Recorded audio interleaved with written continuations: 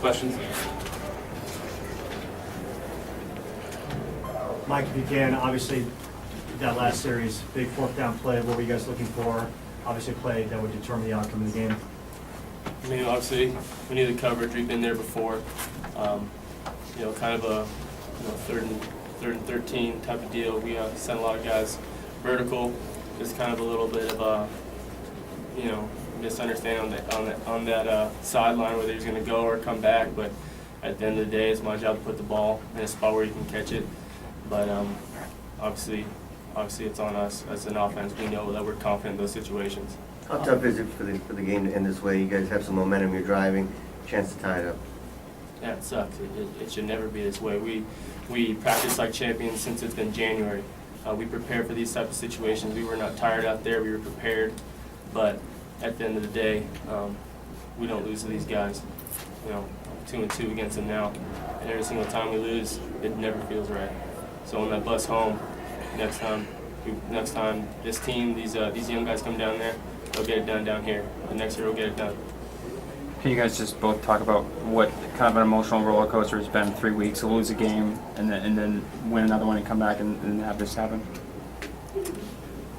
Yeah, obviously, winning November isn't easy. It's what defines a champion. So, after that loss at Oregon State, we move on. We have a great strength coach, and he sets a tempo for us on Sundays to know that it's the next week, and we moved on, and we did.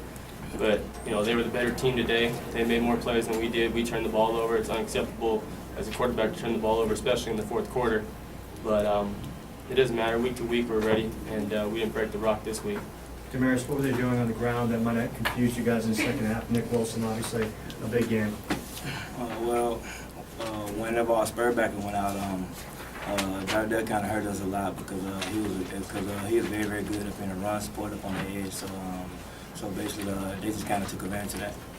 What about the big play touchdowns that they had, the combination type plays, the pass that you guys gave up, and then the fourth down run? Can you talk about those two plays? It was just some miscommunication, and basically, guys just got caught up on the pick route, and the guy was open. Damaris Charsley back in the secondary. What was the impact today of not having Jordan in there?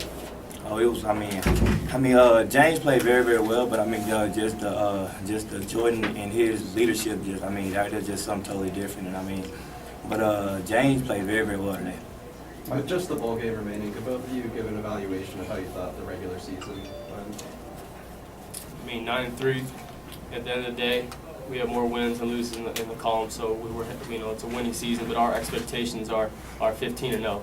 So, I'm not going to say it's a letdown, but we know that we could have achieved more, especially with the outcome of the game over there in Los Angeles. But we're going to rise up because we're champions, arm in arm. We're going to get back together.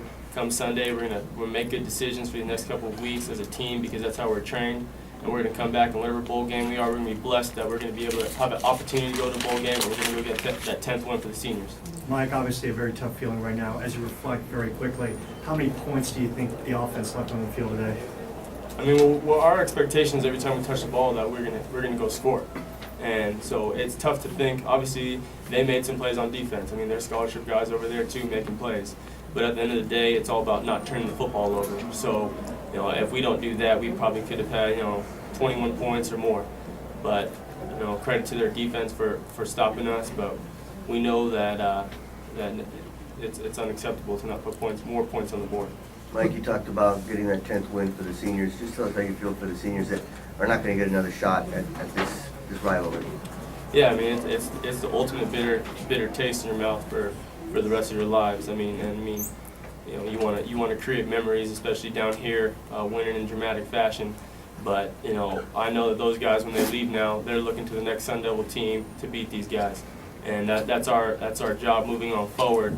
But I love the seniors, each one of them. I've been here with pretty much all of them, and I've seen how much blood, sweat, and tears they put into this community, to this school, in every way. So we'll get it done in the years to come against these guys. Like, I'm sure you may have answered this already, but what did they talk to you at halftime about possibly going in, or what kind of warning did they give you before you went in? I'm always ready on the sideline. I believe it was the end of the third quarter. They called my number, and all I had to do is go in there and move the chains. That's what my expectation is. And that's what I try to do. But whatever the circumstances is, some people have bad days. You know, I love Taylor. I've been with that kid for 4 years. I have the most respect for him and the entire team. We've been weight room buddies, you know, study buddies. We have school together every single day. And you know, if the opportunity calls for him to come up and for me to come in, I just need to do my job. What's your expectation for the next game? Do you think it could be Taylor Kelly back in? Yeah, absolutely. I mean, he's been here. He's led this football team under center for the last 3 years. And, you know, obviously, whatever the coaches do, that's their decision. But I know I have the utmost respect for him because I know what he does for this program and the team captain. I mean, he has a C on his chest for a reason. And because he didn't have a perfect day today, that doesn't mean that he's not deserving of his last game in Sun Devil uniform. What was Coach's message to you and Taylor when you stepped in? You know, like he always says, own the ball, get points on the board, we're going to go win this game. And that's all I did. There's no time to think about the circumstances when that type of stuff happens. I just had to go in there and get this team going in the right direction, and I tried my best. Obviously, we fell short, and it's unacceptable. I'm always going to put it on my shoulders because I know that 4th down conversion, if we had it again, we'll go get it. But as of right now, you know, it's just a bitter taste in our mouth. Had you warmed up on the sideline part of the game?